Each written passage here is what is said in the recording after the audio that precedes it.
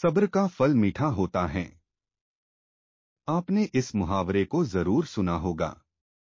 चलिए आज हम इस कहानी से जानते हैं कि इसका मतलब क्या होता है। इस कहानी में बताया गया है कि तारों को कैसे ईर्ष्या का भाव उत्पन्न होता है और श्री नारद मुनि उनको कैसे इस मुहावरे का अर्थ समझाते हैं। यह अत्यधिक सुंदर और प्रेरणादायक कहानी है। आप इसे पूरा जरूर पढ़ें।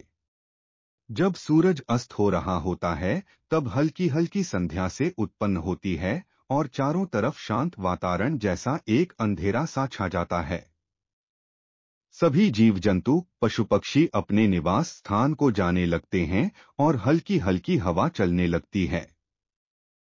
हम जब आसमान की ओर देखते हैं तो सूर्य अस्त होता रहता है, तभी आसमान में तारे टिमटिमाने लगते हैं। कुछ तारे अत्यधिक चमकीले होते हैं परंतु कुछ कम चमकीले होते हैं। अधिक चमकीले वाले तारों पर हमारी नजर जल्दी पहुंचती है परंतु कम चमकीले वाले तारों पर हमारी नजर बहुत कम ही जाती है। इसलिए हम उन पर ध्यान नहीं दे पाते और उनकी सुंदरता फीकी पड़ जाती है। परंतु उन सब में से एक ऐसा तारा होता है जो अधिक चमकीला होता है, जिसके आने से पूरा आसमान जगमगा जाता है। वह इतना सुंदर और चमकीला होता है कि उसके जगमगाते ही लोगों के चेहरे पर खुशी आ जाती है। उसे हम स्वाति नक्षत्र के नाम से जानते हैं।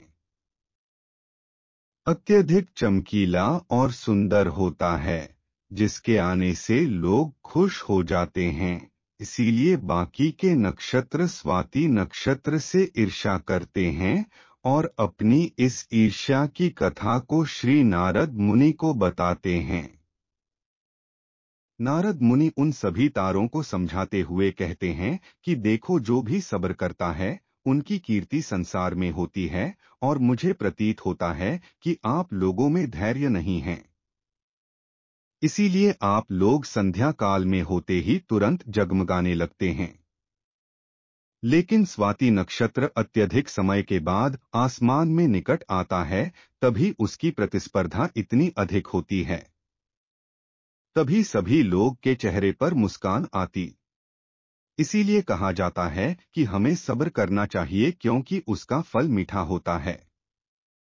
यदि तुम देर में आसमान में टिमटिमाते होते तो तुम्हारा भी महत्व होगा और तुम्हें भी लोग अलग नाम से जानेंगे।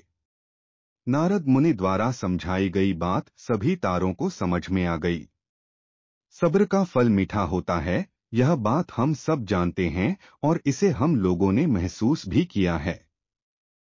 मैं हमेशा अपने कार्य को पूरा करने के बाद उसके परिणाम के इंतजार में उतावला हो जाता हूँ या फिर अपने आने वाले कार्य को पूरा करने के लिए उतावला हो जाता हूँ, जिससे मेरा आने वाला कार्य बिगड़ जाता है। परंतु मुझे ऐसा नहीं करना चाहिए, मुझे सब्र करना चाहिए। उस परिणाम का या उस आने वाले कार्य का जिससे मैं उस कार्य को अच्छे से समाप्त करूं और उसका परिणाम भी अच्छा हो। हम जानते हैं, जल्दी में लगाया हुआ निशाना हमेशा अपने गोल से बाहर जाता है। हमें धैर्यपूर्वक उस निशाने को भेजना चाहिए, तभी हमें जीवन में सफलता मिलेगी। हमें किसी भी कार्य को धैर्यपूर्वक करना चाहिए, तभी सफलता के दरवाजे खुलते हैं।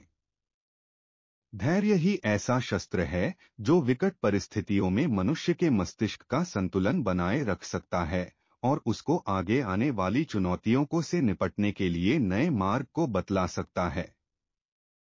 बड़े बड़े महात्मा और महापुरुषों के द्वारा भी बताया गया है कि हमें भी किसी कार्य में सफलता पानी है तो उसे चिंता मुक्त होकर करना चाहिए और सब्र रखना चाहिए। परिणाम की सफलता अवश्य मिलेगी।